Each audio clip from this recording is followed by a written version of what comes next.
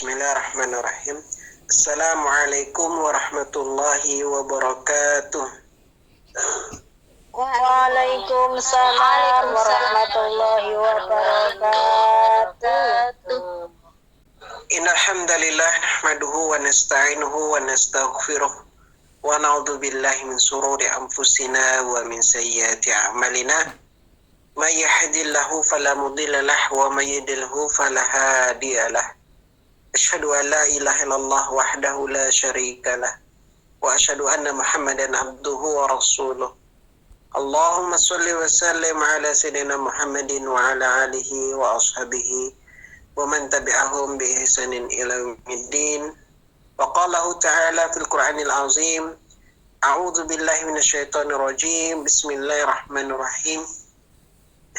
يا أيها الناس اتقوا ربكم الذي خلقكم من نفس واحدة وخلق منها زوجها وبث منهما رجالا كثيرا والنساء واتقوا الله الذي تساءلون به والأرحام إن الله كان عليكم رقيبا يا أيها الذين آمنوا اتقوا الله وقولوا قولا سديدا يصلح لكم أعمالكم ويغفر لكم ذنوبكم ومن يطع الله ورسوله فقد فاز فوزا عظيما يا أيها الذين آمنوا اتقوا الله حق تقاته ولا تموتن إلا وأنتم مسلمون صدق الله العظيم أما بعد. Alhamdulillahirabbil alamin, segala puji bagi Allah Subhanahu wa taala. Pada kesempatan di malam hari ini yang penuh barokah, kita alhamdulillah masih diberikan kesempatan untuk hadir dalam majelis ilmu ini. Insyaallah akhir-akhir menjelang bulan Rabiul Akhir, dan kemudian kita akan masuk bulan Jumadil Awal. Artinya dikit-dikit lagi lah ya, hampir menjelang bulan puasa lagi ya. Alhamdulillah. Semoga Allah Subhanahu wa taala memberikan limpahan barokah untuk kita semua, untuk keluarga kita yang ditinggalkan ya. Baik itu adalah orang tua kita, suami atau istri, dan anak-anak kita dan cucu-cucu dan keturunan kita, semoga dijaga oleh Allah Subhanahu wa taala insyaallah. Salawat dan salam semoga senantiasa tercurah limpahkan kepada qudwah hasanah kita, baginda Rasulullah Muhammad sallallahu alaihi wasallam. Allahumma shalli wa sallim wa barik alaih. Semoga kita mendapatkan syafaat ya dari baginda Rasulullah Muhammad sallallahu alaihi wasallam insyaallah fi yaumil akhir. Hari ini kita akan membahas tema hari ini adalah terkait dengan pentingnya menjaga lisan ya. Jamaah sekalian, kenapa penting ya? Kenapa penting? Lisan itu apa? Lisan ini harus kita pahami adalah dia adalah bentuk dari nikmat yang Allah, dan itu sangat besar. Itu adalah satu ciptaan Allah yang sangat luar biasa menakjubkan. Ya, lisan itu. Bentuknya kecil, peranannya sangat besar. Dia bisa menjadikan orang itu taat atau menjadikan orang itu maksiat. Itu lisan. Lisan itu adalah lidah dan area mulutnya. Itu adalah lisan. Lidah dan area mulutnya. Sesuatu yang bisa menimbulkan bunyi yang mempunyai arti, kata, kalimat, dan makna. Itu yang disebut dengan lisan. Dan itu hanya diberikan kepada makhluk manusia. Sapi punya lidah. Ya. tapi hanya bisa mengucapkan mo, ya. Tapi sapi nggak bisa berbicara, atau mungkin dia bisa bicara, cuman kita sama sekali nggak bisa mendengar ya. Tapi nggak ada yang lain. Kalau manusia, bunyinya bisa bermacam-macam. Beda dengan hewan yang hanya mungkin satu jenis saja. Kalau kucing miau, ya, anjing wow wow wow wow, nah, gitu. Itulah nikmat yang Allah berikan hanya kepada makhluk yang namanya manusia. Ya, manusia saja yang punya ini. Dan di zaman digital saat ini, orang-orang juga udah semakin memahami namanya media sosial. Sehingga kemudian lisan itu bisa tergantikan oleh ucapan dalam bentuk tulisan. Ya. Maka lisannya seseorang maksudnya itu bisa juga diwakilkan dengan tulisan. Nah, jamaah sekalian, insya Allah dirahmati Allah Subhanahu wa Ta'ala, ya. Karena itu adalah nikmat yang luar biasa, ciptaan Allah yang sangat menakjubkan, bentuknya kecil, peranannya besar. Ya. Maka dari lisan itulah kemudian diambil bagaimana seseorang itu dalam kedudukannya di mata agama. Ya. Sehingga kemudian ya, Allah Subhanahu wa Ta'ala itu katakan walisanan wa syafatain wa hadainahun najdain. Ya kan? Kalau di dalam surat Al-Balad. Surat Al-Balad itu ada di juz Amma. Ada di juz Amma, ya, habis surat Al-Fajr. La uqsimu bihadzal balad. Awalnya itu. Ya. Alam naj'al lahu ainain wa lisanan wa syafatain wa hadainahun najdain. Falaqtahamal aqabah. Saya mengambil wa lisanan wa syafatain wa hadainahun najdain. Apa maknanya, Ustaz? Ya. Apa maknanya? Yaitu adalah ya, Allah menjadikan untuk kalian alam naj'al lahu ainain. Allah sudah menjadikan untuk kalian naj'al lahu, menjadikan untuk kalian apa itu? Ainain. Ainain itu dua belah mata. Sepasang mata, dua ya. Mata kanan, mata kiri. Tidak ada mata ketiga, ya. Mata kanan dan mata kiri. Walisanan wa syafatain. Ya. Dan lisan, maksudnya itu adalah lidah. Wa syafatain, dan bibir, sepasang bibir. Ya. Jadi kalau lisanan itu bukan bentuknya itu dua, tapi satu. Walisanan, karena lidahnya cuma satu. Wasyafatain, tapi syafatain bentuknya dua.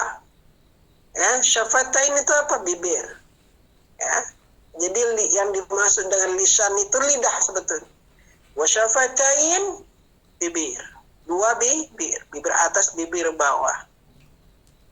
Yang mana mata campur sama lidah, lisan, ya, campur sama dua bibir, wahadainahun najdain. Kami menunjukkan kepadanya najdain, dua jalan. dua jalan. Ustadz nggak ngerti apa maksudnya najdain, dua jalan. Maksudnya adalah jalan kebaikan ataukah jalan keburukan. Ya. Jalan kebaikan atau jalan keburukan. Dua jalan itu. Ya. Dua jalan. Jadi mata, lisan, bibir, interaksi itu bisa mengarahkan orang ya untuk mengarahkan kepada dua bentuk jalan.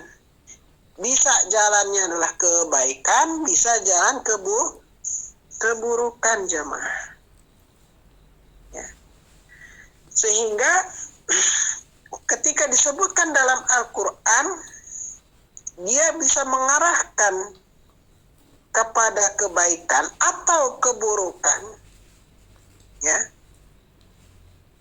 Maka ya sesuatu yang mengarahkan itu disebut dengan leadernya. Kalau ada yang mengarah, ya, sesuatu yang mengarahkan, yang memberikan pengarahan, itu adalah leadernya, pemimpinnya. Ya. Maka leadernya di sini adalah bisa mengarahkan kepada kebaikan ataupun keburukan. Salah satunya adalah lisannya. Ya. Sehingga nggak salah kalau ada ulama yang mengatakan lisan itu pemimpinnya dari anggota tubuh. Kenapa? Karena yang lain ngikut, patuh. Kalau dia lurus, anggota yang lain itu ikut lurus. Ada dia bengkok, bengkok juga. Ya. Tuh. Nah, jamaah sekalian insyaallah dirahmati Allah Subhanahu wa taala. Karena lisan itu adalah pengarah. Ya, dia mengarahkan anggota tubuh yang lain itu masuk ke arah mana. Ya. Sehingga orang itu bisa aja masuk surga karena lisannya. Apabila lisannya itu baik, dia akan dapat pahala kan?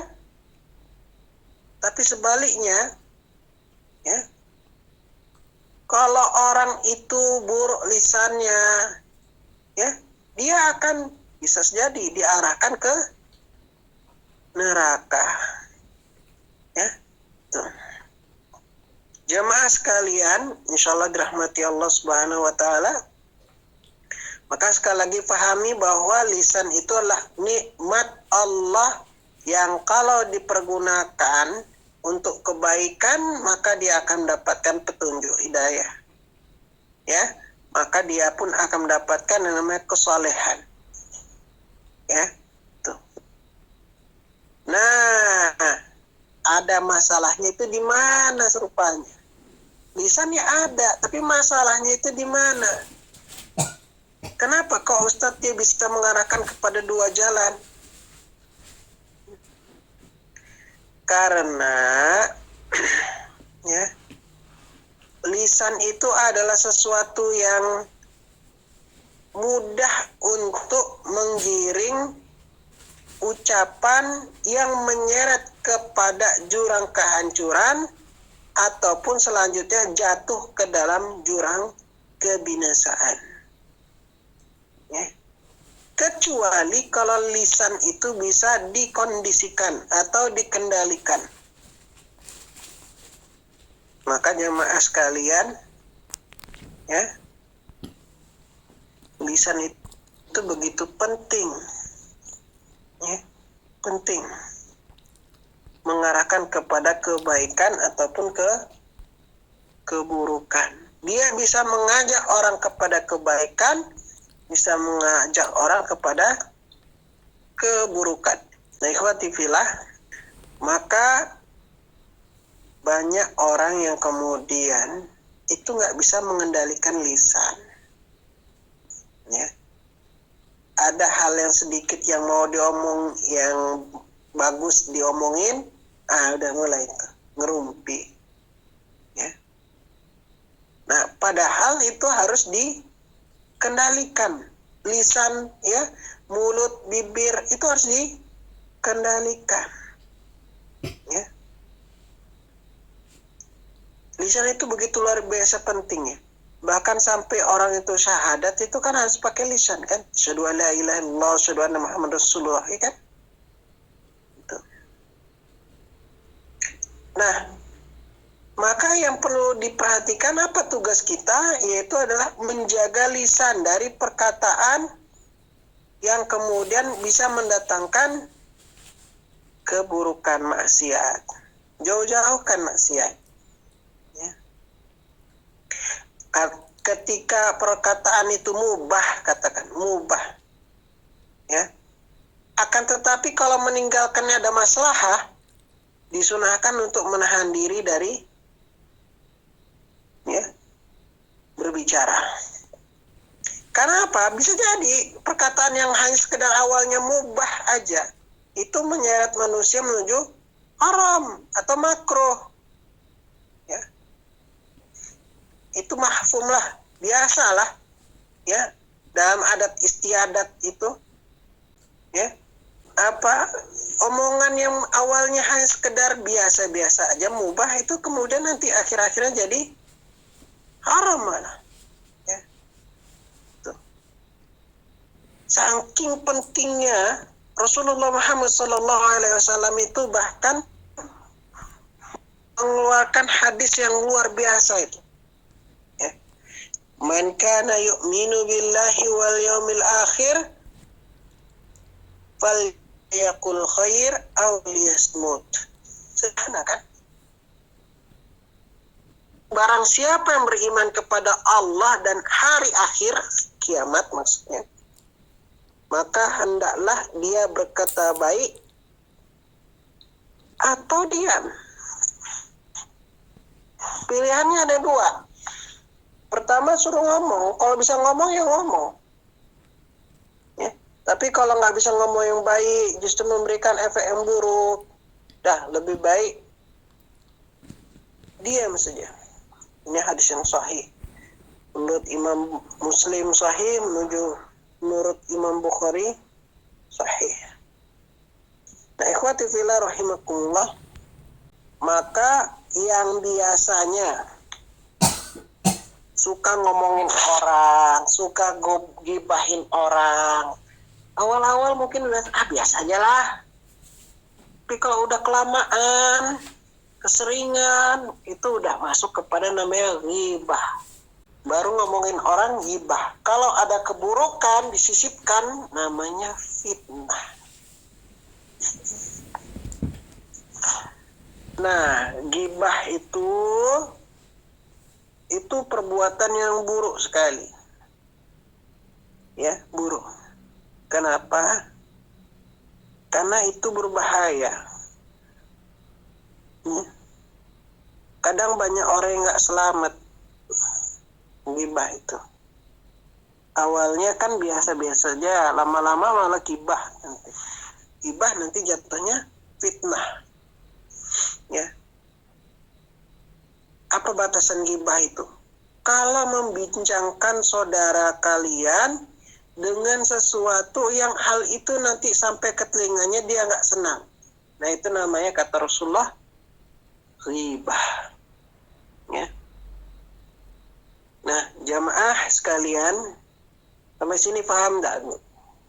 Jadi kalau kita itu sebagai seorang mukmin yang baik, ya, satu hal yang penting untuk menjadi perhatian kita adalah bagaimana jaga lisan.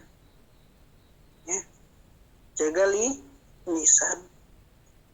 Karena kalau lisan itu nggak bisa jaga, repot nanti. Ya, tuh. Bisa membahayakan diri sendiri dan orang lain. Nah, ikhwati fillah, ya, apa saja bahaya kalau kita ngibahin orang? Yang pertama adalah harga diri orang yang kita fitnah itu kemudian hilang. Ya, dia udah bangun kebaikan, difitnah, jadi hilang. Banyak orang nggak percaya, habis orang nggak percaya, kemudian ya kalau dia pengusaha pada lari customernya, ya itu. Bahkan Rasulullah di dalam ayat Al-Quran itu digambarkan sebagai orang yang makan daging saudaranya sendiri. Itu ya, luar biasa dalam surat As-Saffat. Ya, digambarkan sebagai apa? Orang yang makan daging bangkai saudaranya sendiri. Ya. Itu luar biasa itu. Nah ini maka kita harus punya penyampaian yang baik. Bahkan sekalipun itu adalah dakwah. Ya. Harus ada penyampaian yang baik. Karena kalau tidak efektif, itu justru menimbulkan sikap antipati dari orang yang kita ingin dekati, objek dakwah. Ya. Sehingga kalau seseorang itu ya beriman, dia akan menggunakan waktunya untuk jaga lisannya. Dalam Islam, inti dakwah Islam itu adalah saling menasihati, nasihat menasihati ya. Ya, kata Rasulullah Muhammad SAW, ad-dinun nasihah, agama itu nasihat. Agama itu saling menasihati. Ya, ad-dinus nasihah. Ya. Ditanya sahabat, qala liman ya Rasulullah, untuk siapa itu? Ya. Nah, jamaah sekalian, ad-dinun nasihah. Qulna liman, ya, untuk siapa? Ad-dinun nasihah. Qulna liman, ya lillahi wa kitabihi wa rusuli wa imamil mu'minin wa ammatihim. Ya. Tuh. Jadi jamaah sekalian saling nasihati, wa tawassaw bil haqq wa tawassaw bis sabr. Itu Islam itu. Ya. Maka dalam hadis itu Rasulullah Muhammad SAW itu mengingatkan begini, agak sindiran yang sangat keras betul. Tolonglah saudara kalian yang zalim dan dizalimi. Apa maknanya? Tolonglah saudara kalian yang dizalimi dan ingin dizalimi. Kalau nolong orang yang dizalimi, wajar kan ya? Ya? Ya enggak? Tapi kalau nolong orang yang dizalimi, yang zalim, itu kan agak aneh. Kalau orang yang dizalimi, wajar ditolong. Tapi orang yang ngezalimi orang lain itu juga harus ditolong. Rasulullah mengingatkan, tolonglah jaga saudaramu yang dizalimi dan yang zalim. Karena kalau kita menolong orang yang zalim itu bentuknya adalah nasihati supaya enggak melakukan kezaliman, kemungkaran lagi. Rahmatullah. Ya. Maka dakwah Islam itu juga menyampaikan itu harus dalam bentuk yang smooth, pelan. Gitu. Dakwah Islam di Indonesia itu kan smooth juga, pelan. Ya. Enggak dalam bentuk peperangan. Nah, ikhwati fillah rahimakumullah, kenapa penting? Lisan itu kenapa penting? Ya, lisan itu kenapa penting? Karena dia akan menjaga kehormatan orang. Sampai sini ada yang mau ditanyakan? Kalau nggak ada, boleh tanya jawab langsung. Ya. Assalamualaikum warahmatullahi wabarakatuh. Waalaikumsalam. Waalaikumsalam warahmatullahi wabarakatuh. Saya Miftah Ustadz dari Banyuwangi yang di Thailand, mau bertanya di luar tema. Ya, Ibu. Untuk parfum ini ada yang bilang katanya haram buat dipakai wanita. Kalau niatnya buat menarik lawan jenis atau tercium lawan jenis atau gimana, itu mohon penjelasannya. Karena kalau nggak pakai parfum juga kita kerja sama majikan tuh mandi juga ada yang cuma diizinin 1 kali dalam sehari gitu, Ustadz. Soalnya majikan juga kayak gitu, kerja nggak mandi, jadi mandinya kalau mau tidur aja. Ya, Jadi biasanya saya pakai deodoran gitu buat mengurangi bau badan, walaupun saya sendiri kan nggak bau, biasanya yang bau kan orang lain. Kalau kita sendiri nggak bisa, bau kita ya enak saja gitu. Oke, terima kasih atas penjelasannya. Assalamualaikum warahmatullahi wabarakatuh. Waalaikumsalam warahmatullahi wabarakatuh. Satu hal yang terkait dengan wangi-wangian, hidung kita itu punya mekanisme begini, Bu. Ya, kita itu tidak bisa mencium diri kita sendiri. Ya, tahu nggak? Kita ini nggak bisa mencium diri kita sendiri. Jadi kalau misalnya katakanlah kita itu 4 hari nggak mandi, wow, itu diciumi biasa. Tapi kalau ada orang lain yang dari jarak dekat, itu bisa mencium kita. Ya, karena apa? Otak itu akan membaca, karena kita udah biasa. Oh, biasa aja. Ya. Tapi orang lain yang akan melakukan penilaian, karena yang bisa mencium orang, wanginya itu adalah orang lain. Ya. Terkait dengan parfum, ya, pertama kita harus lihat ingredientnya dulu, ya. Kemudian hukumnya bagaimana? Nah, ingredientnya ini ada yang punya syarat nggak boleh alkohol. Ada yang punya syarat boleh pakai alkohol. Ya. Terjadi khilaf. Kalau zaman sekarang sih parfum udah pakai alkohol ya, hampir kebanyakan. Bahkan hand sanitizer itu aja, hand sanitizer itu 70% alkohol ya, bukan cuma 5%. Ya, alkohol itu juga sebagai emulsifier ya, sebagai pelarut. Gini ya, terkait dengan alkohol bahannya dulu.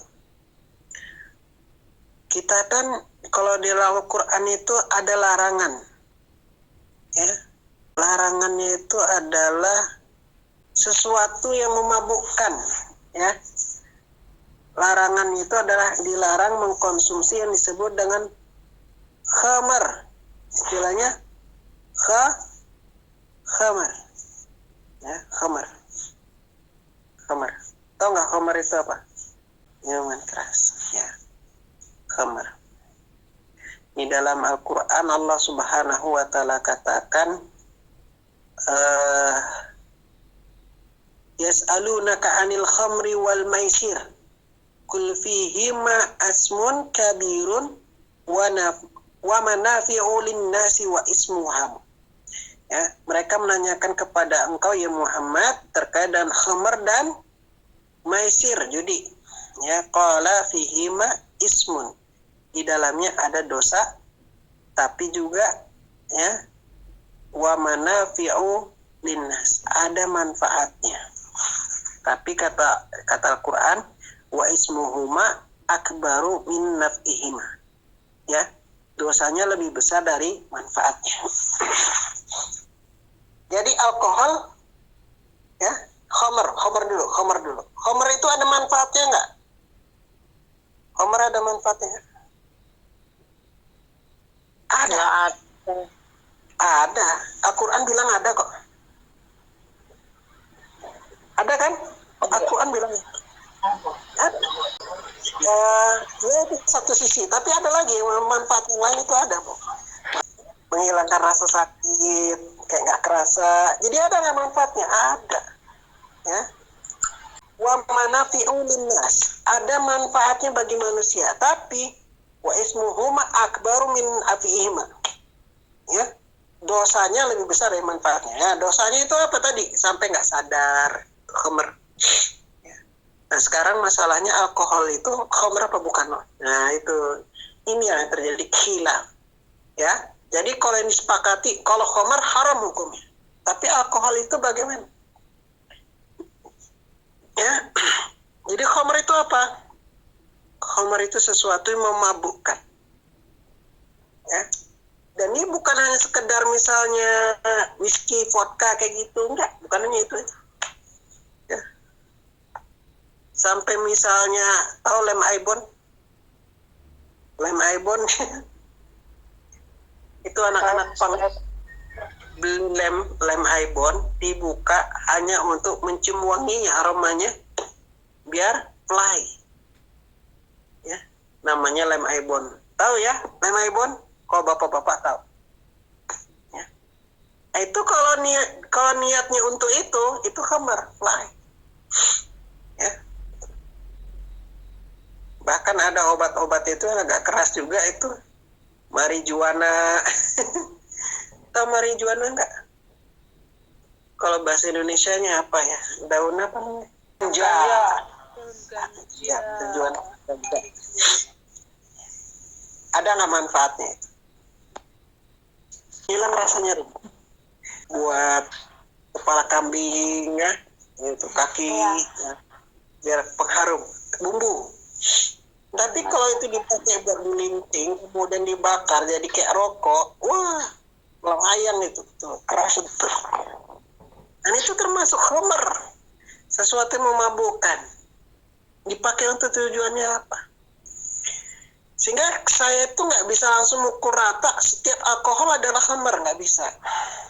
Karena ada juga dia mengandung alkohol, tapi dalam konsumsi sedikit nggak memabukkan. Alkoholnya ada.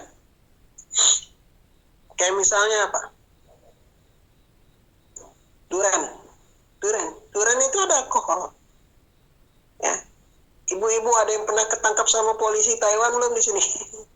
So di stop, kemudian ada kecelakaan, kemudian disuruh ambil yang kayak penghir polisi. Bapak. Pernah ya? Ada yang pernah kayak gitu ya? Oke, saya pernah kejadian ya, pernah juga, jujur pernah. Kena sensor.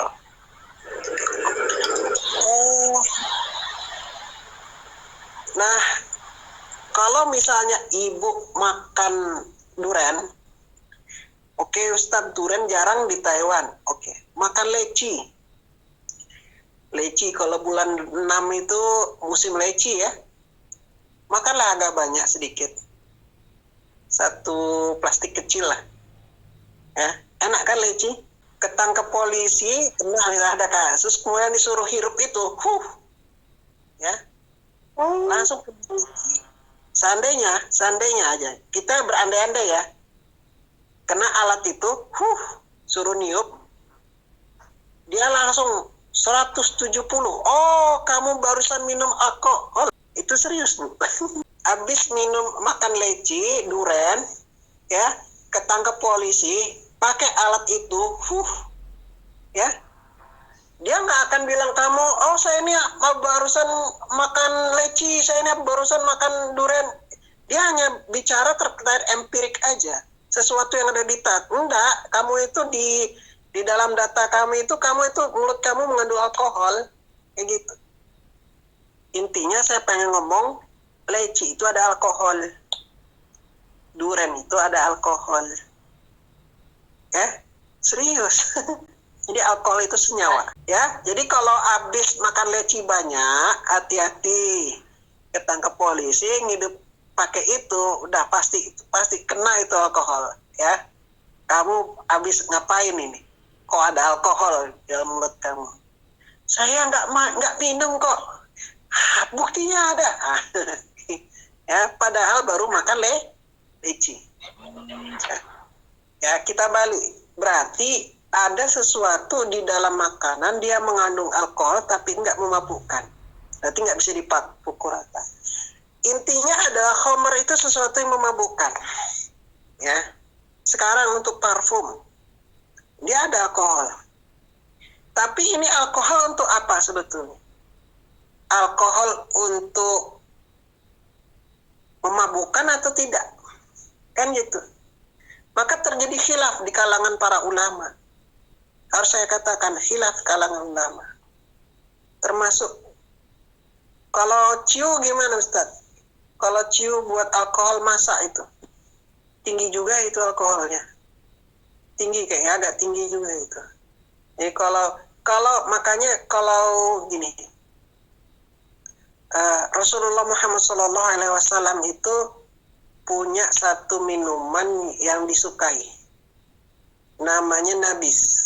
Nabis itu adalah minuman yang rendaman kurma. Kurma ya, kurma tahu kan? Kurma direndam dalam gelas dalam bejana 3 hari diminum. Ya. Dia agak-agak apa namanya? Karena hasil fermentasi jadinya ya. Dalam kondisi itu ada alkohol, tapi nggak banyak. Katakanlah paling 0,5% lah. Ada alkohol. Saya ini barusan dikasih sama mahasiswa saya minuman namanya teh kombucha. Ya, mahasiswa Ustadz ini minuman dikasih 2 botol teh kombucha. Itu fermentasi dulu, ya. Agak asam-asam gitu, seger.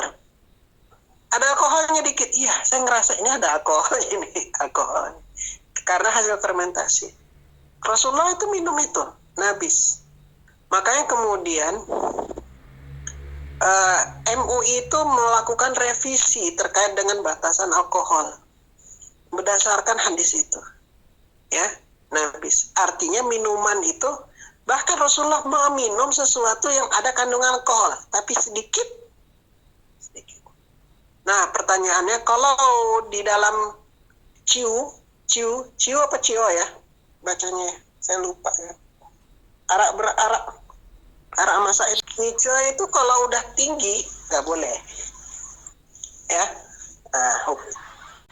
Ya, Kadang itu juga bingung juga loh Pak, itu waktu makanan itu yang vegetarian itu tapi mereka masaknya pakai ciu itu. Ya, itu makanya terjadi khilaf, bukan khilaf ya, kalau terjadi itu titik kritisnya vegetarian itu. Jadi nggak bisa juga kita bilang vegetarian itu pasti halal. Vegetarian semua halal itu, iya. Ya, karena titik kritisnya itu di cio-nya itu. Ya memang nggak ada babi, dia udah nggak ada daging. Tapi saya makan kok ada getar-getar gini gitu. Bos saya kan vegetarian. Ya, saya barusan minum ini kombucha, ya, dikasih mahasiswa.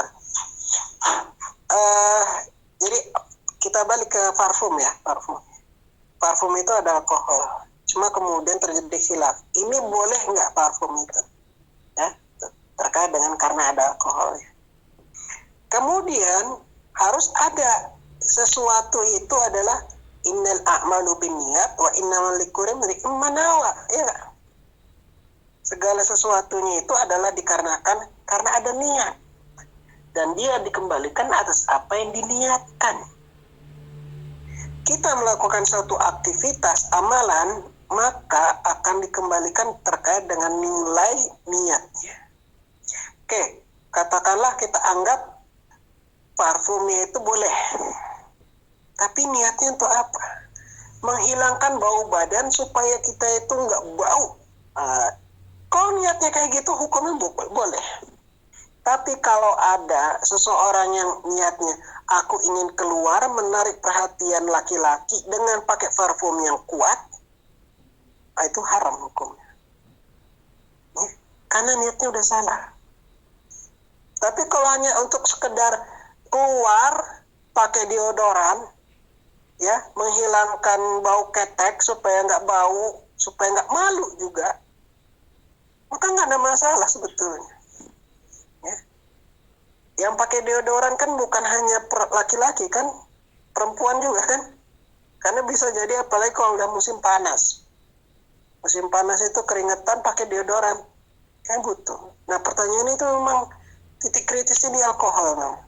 Itu sampai sekarang saya belum dapat kesepakatan gitu, belum dapat. Ya, kita balikan kepada masing-masing aja itu. Arti gini jemaah, penggunaan parfum,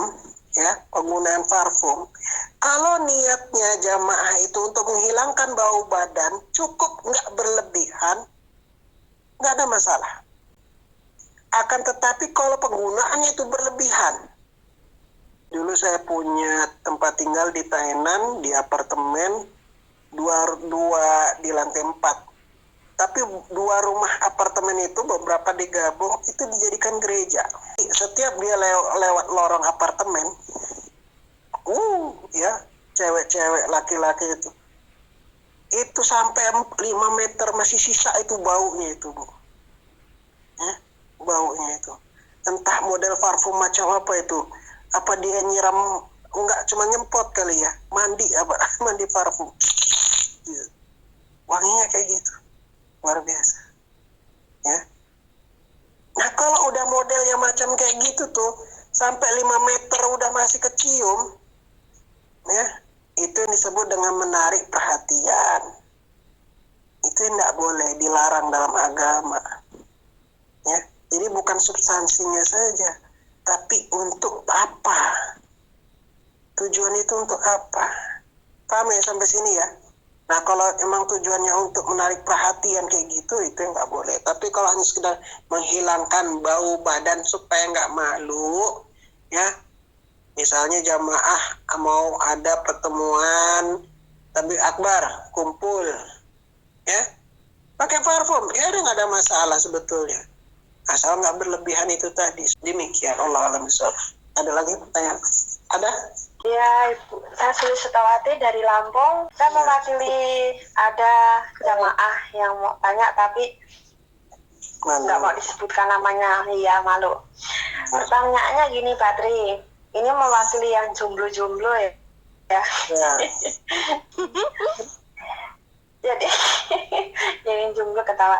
Jadi pertanyaannya gini, Pak Tri. Terkhusus status jomblo di zaman sekarang, apakah perempuan boleh mengutarakan isi hati atau lebih dahulu menanyakan sama laki-laki? Begitu pertanyaannya. Boleh. Kenapa nggak boleh? Itu pertanyaannya, Pak Tri. Terima kasih. Kalau ada laki-laki kemudian ingin dinikahi, model macam Siti Khadijah binti Khuwailid yang kemudian naksir baginda Rasulullah Muhammad SAW. Ya nggak? Siapa yang naksir duluan? Yang naksir duluan siapa? Yang laki-laki apa yang perempuan?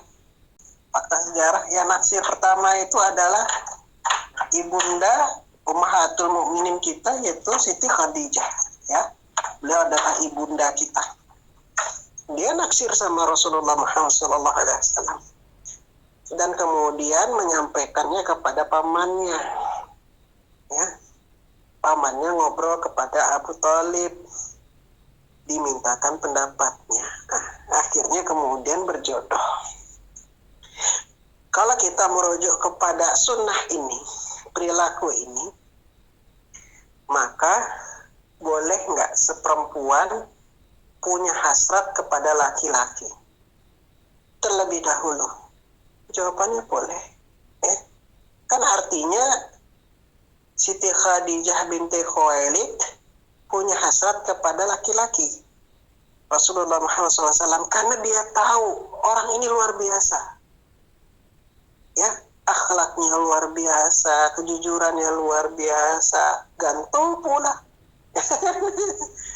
Ganteng pula ya. Ganteng pula. Jujur luar biasa, ganteng pula. Tertarik. Ya nggak ada masalah. Misalnya ada perempuan, ini ada laki-laki baik, sering ke masjid, hafalan Qurannya banyak lagi, ya gitu ya. Tertarik nggak? Tertarik. Ya. Tanya sama temen, dia udah punya pacar belum? Dia mah nggak pacaran tahu. Makin tertarik. Ya.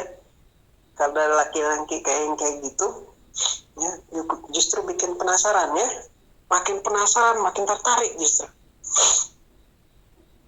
Lalu kemudian bagaimana caranya? Ikuti model macam Siti Khadijah, ya, menyampaikan kepada pamannya, nggak langsung nembak langsung, malu juga kalau perempuan nembak langsung. Artinya perempuan boleh memulai lebih dahulu, nggak ada masalah, dalam hukum nggak ada masalah. Tapi yang kemudian yang namanya menikah itu adalah ya antara laki-laki dengan walinya perempuan. Ya. Jadi kalau ketika perempuan memulai lebih dahulu nggak ada masalah. Itu tidak menjadikan seorang perempuan itu menjadi murahan kok. Tetap dia menjadi wanita yang terhormat. Siti Khadijah binti Khuwailid, ibunda kita, itu tetap menjadi wanita yang terhormat. Sekalipun mengutarakan lebih dahulu keinginannya, ya, dibandingkan yang laki-lakinya terlebih dahulu. Demikian. Boleh jawabannya. Paham sampai sini ya? Assalamualaikum warahmatullahi wabarakatuh. Waalaikumsalam warahmatullahi wabarakatuh. Saya Karningsih dari Tegal, Jawa Tengah. Sami kali Bu Sulis nggih mewakili seseorang. Ya. Pertanyaannya langsung mawon nggih Pak Ustadz. Ya. Berdosakah seorang istri yang sudah mendiamkan suaminya karena suaminya sudah tak menghargai dan menganggapnya lagi? Padahal seorang istri itu sudah berusaha menjadi istri yang baik dan menjadi berusaha istri yang solehah. Seperti itu Pak Ustadz. Dan apa yang harus dilakukan oleh seorang istrinya? Begitu Pak Ustadz. Sekian pertanyaannya. Assalamualaikum warahmatullahi wabarakatuh. Kula rekam nggih kangge bukti. Assalamualaikum warahmatullahi wabarakatuh.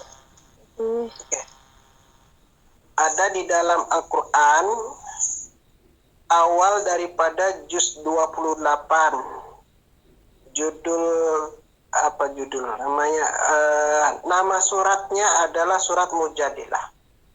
Ya, Mujadilah itu artinya orang yang memberikan bantahannya atau mengajukan keberatan kepada Nabi. Ya. Qad sami Allahu qawla allati tujadiluka fi zawjiha, ya, wa tashtaki ila Allah wallahu yasma'u tahawwukuma innallaha sami'un basir. Jadi ini kisahnya adalah seorang perempuan, ya, yang kemudian dizahirkan oleh suaminya, ya. Kemudian dengan kata yang ketika Arab jahiliyah itu maknanya adalah, itu maksudnya kalau kata orang jahiliyah namanya cerai, tapi namanya enggak itu. Apa bentuknya? Tulang punggungmu seperti ibuku. Kayak mana, Bu? Tulang punggungmu seperti ibuku. Ini dalam bahasa jahiliyah maknanya apa? Tulang punggungmu seperti ibuku. Apa maksudnya? Bahasanya kayak gitu. Tulang punggungmu seperti ibuku. Dalam bahasa jahiliyah, ibu itu boleh nggak disetubuhi? Nggak boleh kan? Nggak boleh. Maknanya adalah kalau dia mau ngomong kayak gitu dalam makna jahiliyah, itu artinya cerai. Ya. Tapi ketika itu belum ada ayat yang turun, hukum yang turun terkait dengan masalah ini. Si laki-laki bilang tulang punggungmu seperti ibuku. Tanya kepada Rasulullah, ya Rasulullah ini maksudnya apa? Aku ini wanita tua. Ya nggak mungkin lagi kawin, anakku udah banyak. Kalau aku ditinggal ya aku nggak sebatang kara ya, tinggal nggak jelas. Tapi Rasulullah nggak punya jawaban. Yang ketika itu hukum yang berlaku adalah hukum jahiliyah. Masih hukum yang Arab biasa. Saya nggak tahu jawabannya, belum ada ayat. Maka kita mengikut aja hukumnya, yaitu apa? Cerai. Namanya qaulah, ya saya ingat namanya qaulah. Jadi si perempuan yang bernama Qaulah ini kemudian mengadu langsung kepada Allah, protes. Jadi protes keputusan Nabi kepada Allah langsung, dan hebatnya didengar, ya. Jadi ini asbabul nuzulnya adalah protes. Jadi yang dibantah itu Nabi. Itu keren betul itu kisahnya ini.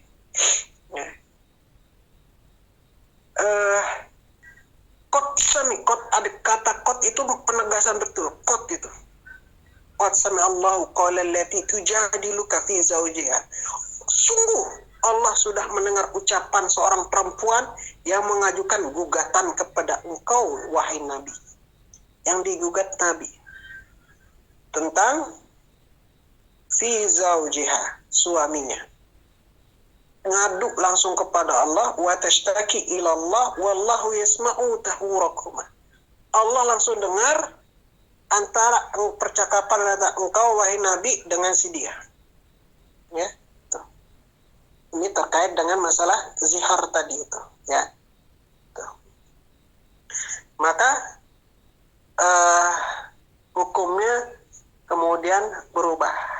Ya. Zihar mulai saat itu bukan lagi dihukumi sebagai cerai. Ya. Artinya gini, satu yang kita bisa pelajari adalah si perempuan mengadu. Boleh nggak perempuan mengadu? Jawabannya boleh. Ya, kasus ini si perempuan mengadu atas keburukan kelakuan suami. Nah, zaman sekarang yang namanya sejarah itu bisa saja terulang, walaupun orangnya berbeda, tempatnya berbeda. Ya.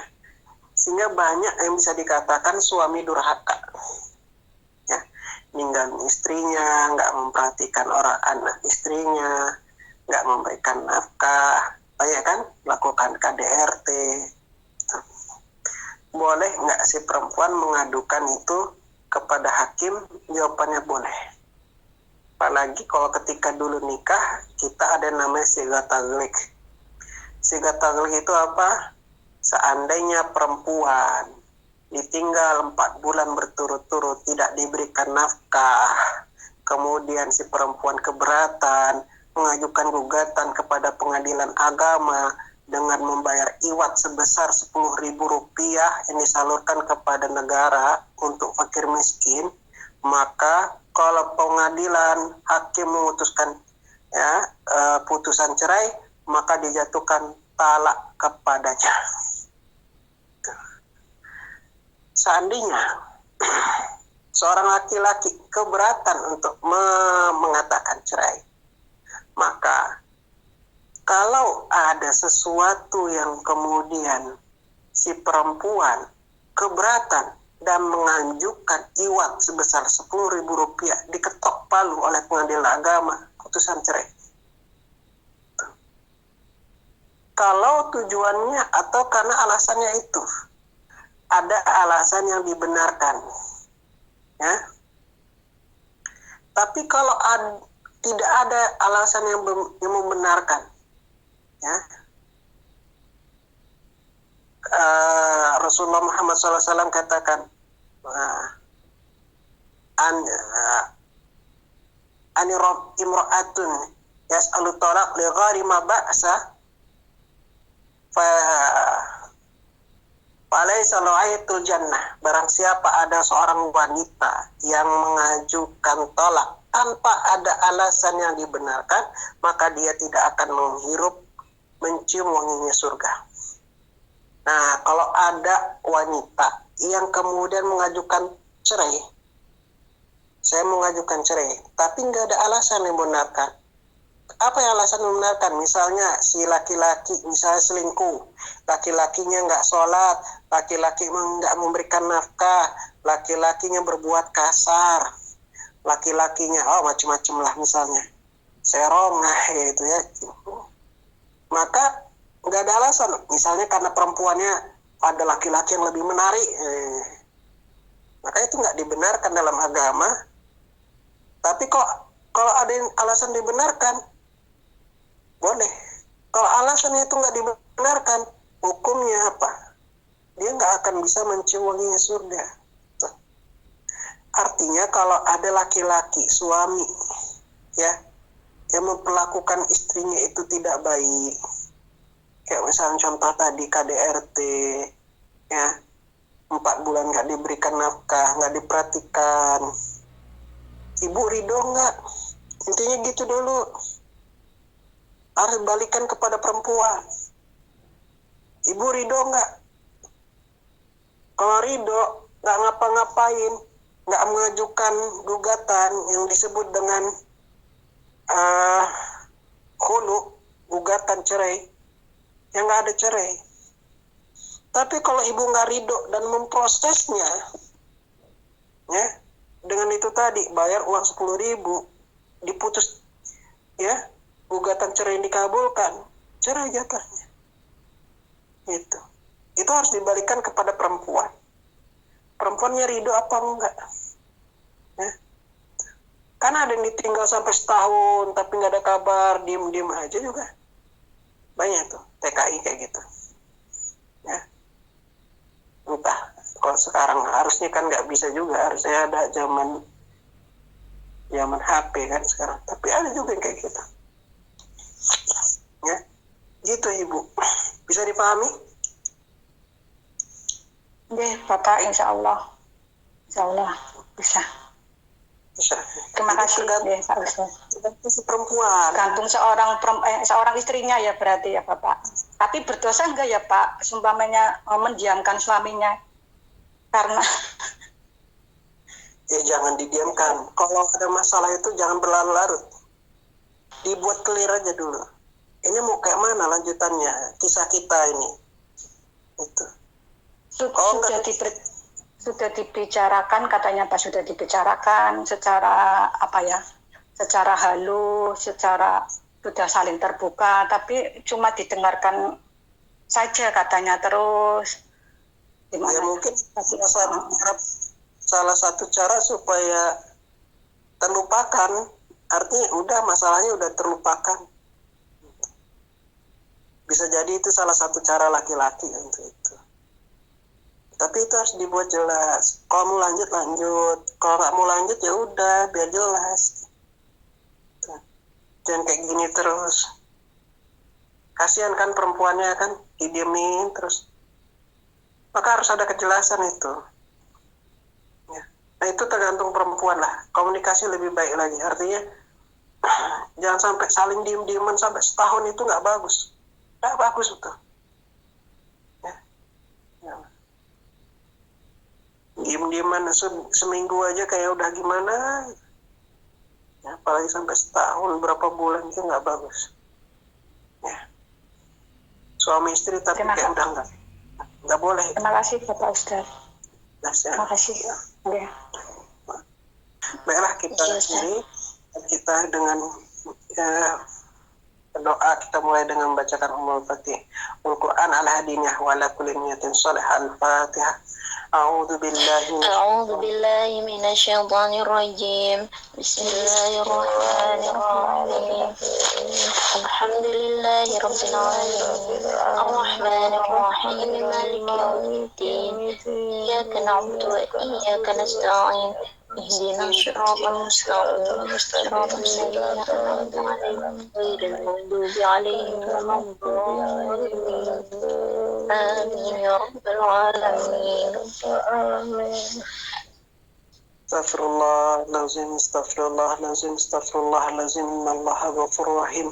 اللهم أنت ربي لا إله إلا أنت خلقتني وأنا عبدك وأنا على عهدك ووعدك ما استطعت وأعوذ بك من شر ما صنعت وأبوء لك بنعمتك علي وأبوء بذنبي فاغفر لي فإنه لا يغفر الذنوب إلا أنت. اللهم صل على سيدنا محمد وعلى سيدنا محمد كما صليت على سيدنا إبراهيم وعلى سيدنا إبراهيم وبارك على سيدنا محمد وعلى سيدنا محمد كما باركت على سيدنا إبراهيم وعلى آل سيدنا إبراهيم في العالمين إنك حميد مجيد. الحمد لله رب العالمين حمدا وعافي نعمه ويكافئ مزيده. ربنا لك الحمد كما ينبغي لجلال وجهك وعظيم سلطانك.